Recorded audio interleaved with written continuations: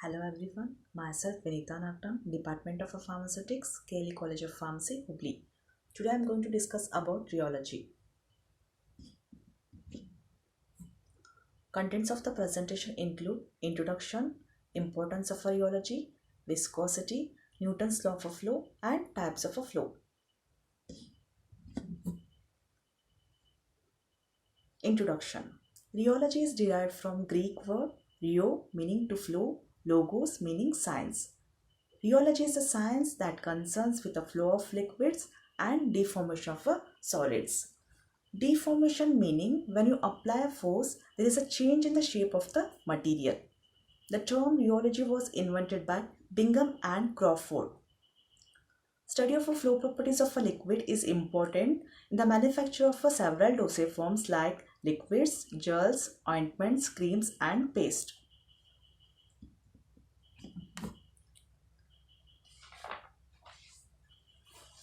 Importance of rheology. Rheology is involved in the formulation of medicinal and cosmetic creams, paste, and lotions. Flow properties involved in the formulation of emulsions, suspensions, and tablet coating. Rheology is involved in the passage of a liquid through syringe needle. It also involved in the mixing of liquids and filling of liquids into the containers, removal of ointment and paste from tube. Rheology also influences the choice of processing equipments, and it also affects the patient's acceptability of the product and physical stability of the product.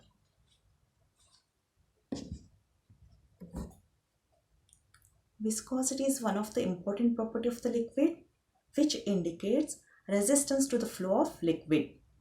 Viscosity is the measure of the internal friction of a fluid. Greater the friction, greater the resistance to flow. For example, oil is more viscous because of a greater friction, hence it moves slowly compared to water. Highly viscous fluids therefore require more force to move than less viscous materials. Factors affecting viscosity. Mainly two factors are going to influence on the viscosity, that is intrinsic factors and extrinsic factors. Coming to intrinsic factors, this include molecular weight. Molecular weight is directly proportional to viscosity, that is heavier the molecular weight, greater will be the viscosity. Shape. Liquids with large and irregular shape are more viscous in nature. Intermolecular forces. As intermolecular forces between the molecule increases, viscosity increases.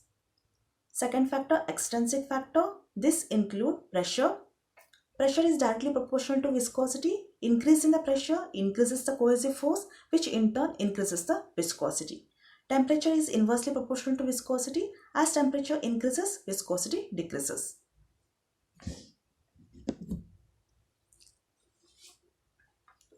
Newton's law of a viscous flow. To understand this concept, consider a block of liquid consisting of parallel plates of molecules. The bottom layer is considered to be fixed in place, meaning it is acting as a stationary layer. When you apply force on the top layer is moving at a greater velocity, and each lower layer will move with a velocity directly proportional to its distance from stationary bottom layer. Here, rate of a shear can be defined as change in the velocity between two planes of a liquid separated by a distance. Shear stress can be defined as force per unit area is required to bring about flow. Newton recognized that higher the viscosity of a liquid, greater will be the force per unit area is required to produce a certain rate of a shear. Hence, rate of a shear is directly proportional to shear stress. That is, F is directly proportional to G, where F represents shear stress, G represents rate of a shear, and eta is a viscosity coefficient.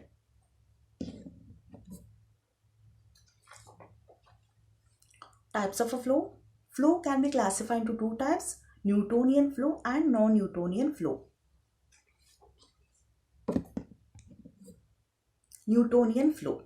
Liquids that obey Newton's law of flow are called as a Newtonian fluids. In this system, shear stress is directly proportional to rate of a shear. Meaning, when we plot shear stress on x-axis, rate of a shear on y-axis, we'll getting a straight line curve, and curve is passing through the origin. That is, F is directly proportional to G, where F represents shear stress and G represents rate of a shear, and Eta is a viscosity coefficient.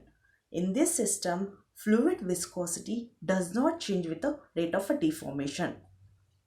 For example, when we apply force on a water viscosity does not change. The other examples include chloroform, alcohol, benzene, carbon tetrachloride and solutions of syrups.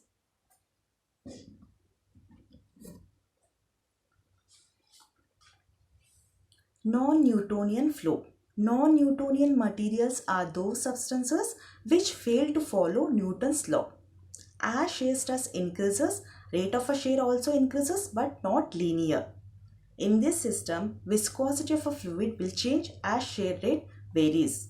Examples for this system include emulsions, suspensions, paint, paste and gels. Non-Newtonian fluids can be classified into three types: plastic flow system, pseudoplastic flow system, dilatant flow system.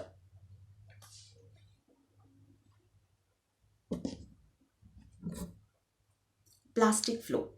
The substance initially behaves like an elastic body and fails to flow when less amount of a stress is applied. Further increase in the stress leads to non-linear increase in the rate of a shear, which progressively get linearized.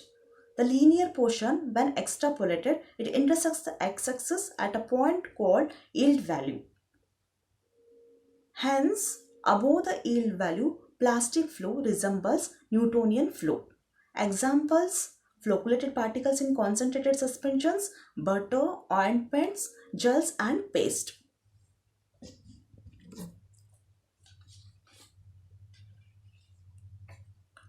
Now we will see the mechanism involved in the plastic flow system. For that we will take one example, that is flocculated particles in suspension. In suspension, when we apply less amount of a stress, particles fails to flow because intermolecular forces between the particles is greater. If applied force is equal or greater than yield value, it breaks the intermolecular forces so that particles behave individually. Further increase in the shear stress increases the flow rate, that is, it initiates the flow.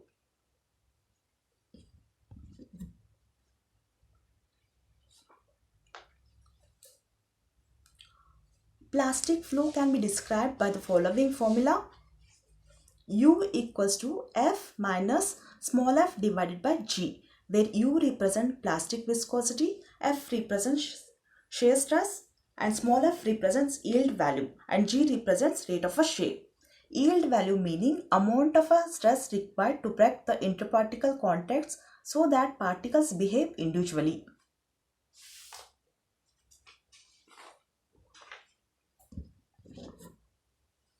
Pseudoplastic flow. The consistency curve for this system begins at the origin.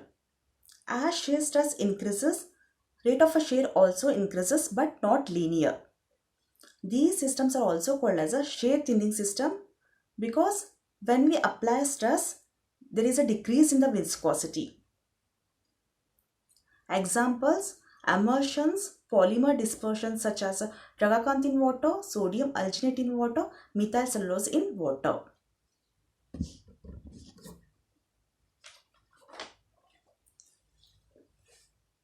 This is a diagrammatic representation of a pseudoplastic flow system. During storage, long chain polymer molecules arranged randomly and polymer molecules bond with the water molecules, which in turn increases the greater resistance to flow. When we apply stress, these molecules begin to arrange their long axis in the direction of a force applied. This stress-induced orientation reduces the internal resistance of the material. In addition, the solvent molecules which were earlier associated with the polymer molecules will also be released. Thus, effective concentration and size of the materials are lowered. Thus, material become less viscous as shear rate increases.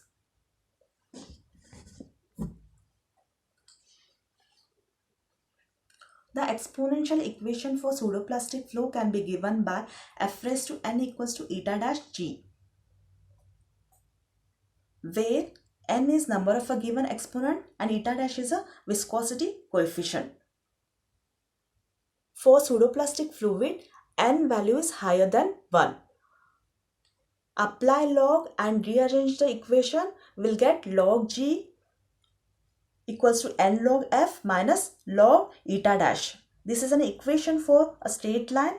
Many pseudoplastic systems fit this equation when log g is plotted as a function of a log f.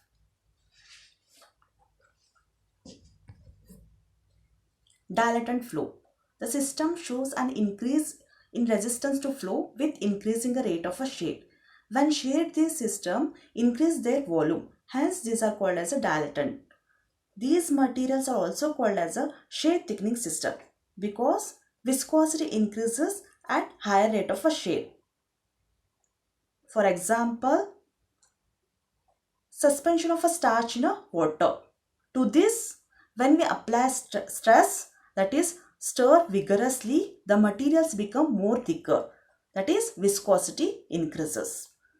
The other examples include suspensions containing a high concentration of a deflocculated solids, zinc oxide in a water.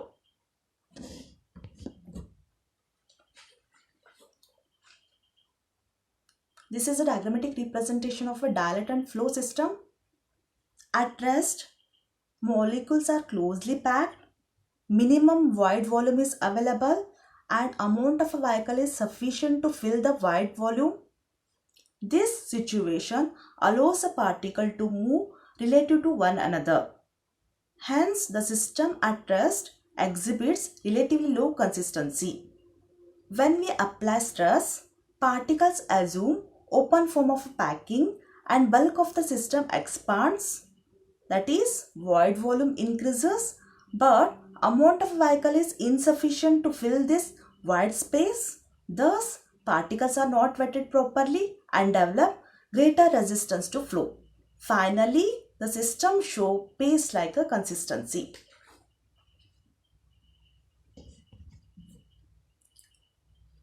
The exponential equation for dilatant flow is given by f raised to n equals to eta dash g, where n is number of a given exponent and eta dash is a viscosity coefficient. For dilatant liquids, n value is less than 1. Thank you.